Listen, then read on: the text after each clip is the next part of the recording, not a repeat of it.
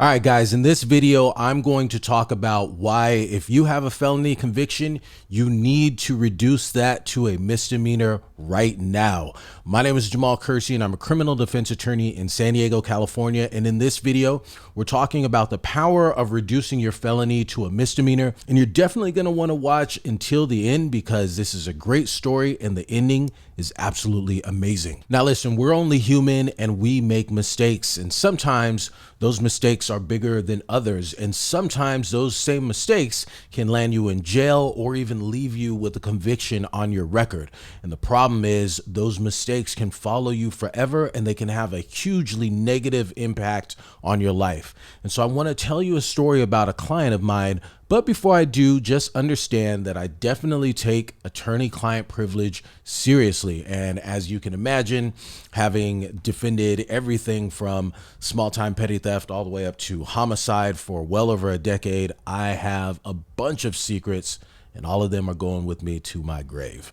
But anyhow, what I'm going to be talking about today is in large part public record. And so basically I've been working with this particular client for years. And so we started working together after he had already caught a felony case. Great guy with a good heart. And every time that I got a chance to interact with him, it was a cool experience. But unfortunately, this guy had some anger problems. And one time after an argument with his then girlfriend about finances, he lost his cool and ended up throwing an object towards his girlfriend. The object hit her in the head and it caused a pretty bad injury. Needless to say, the police ended up coming to the scene. They ended up arresting him on felony charges and he was charged with felony domestic violence. And ultimately, he pled guilty to felony corporal injury to a spouse. The injury was serious enough to merit a felony charge, but it wasn't the crime of the century. So he was given a shot at probation and he was sentenced to 180 days in custody. He gets out of custody after serving the 90 days because you serve half of the time that you're sentenced with the good time credits that you get. Now, before this incident, my client had a great job within the healthcare industry, but unfortunately, after the felony conviction, he could not get a job in the same industry anymore. And so, as you can imagine, this would be insanely frustrating. Just one mistake happening on one night in your life could basically blow up your whole career path. And that's what happened to this guy. But he's a motivated guy. He's a hustler. So he wasn't just going to sit around and do nothing. In fact, he decided to switch it up and move into construction. So he busted his tail and he became an apprentice. He racked up a bunch of certifications and things were looking really good for him. He just might have everything work out after all. Once he was done with his apprenticeships, he started looking for jobs. He looked great on paper. His resume was impressive between all the experience as an apprentice and the certifications he had earned. But unfortunately, as he was applying for these jobs, he got rejection after rejection after rejection. And you can imagine how dejecting that must be. You lose your job in the first field that you worked really hard in, and then you move to another field completely only to hit another brick wall. And so he came to the realization that it was the felony conviction that was holding him back. And so none of the companies that he applied to wanted to take a chance on him with this record. And I've seen this actually happen time and time again, where someone has a blemish on their record.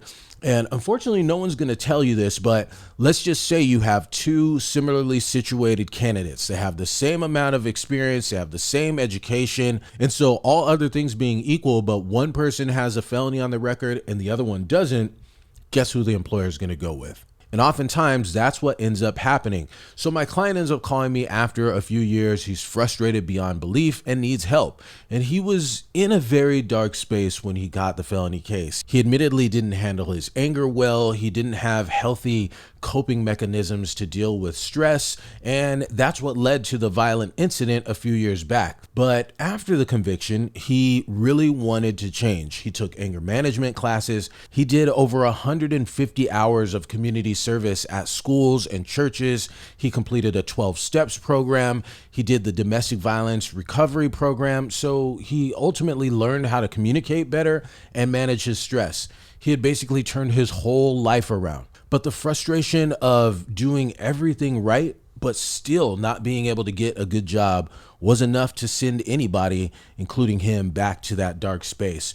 And so we had to do something to get his life back on track. So we ended up putting together a motion to reduce his felony to a misdemeanor. So under California law, if you've been convicted of a wobbler, in other words, an offense that can be charged as either a felony or a misdemeanor, then if you ultimately pled guilty to the felony, you can request that the court reduce your felony to a misdemeanor. Now, the decision to grant that request is at the discretion of the judge, so you definitely want to give them strong reasons as to why they should grant the request. And that is exactly what we did. By the time we finished the petition, we had a packet of over 70 pages. And there was a 6-page declaration from the client where he detailed how he truly had turned his life around, all the wonderful things he'd been doing in the 6 years since his conviction. And we included the copies of his completion of the different self-help courses, how he had really done well with them. He had included all the certifications he had earned. And we also included the rejection emails from all the different employers he had applied to,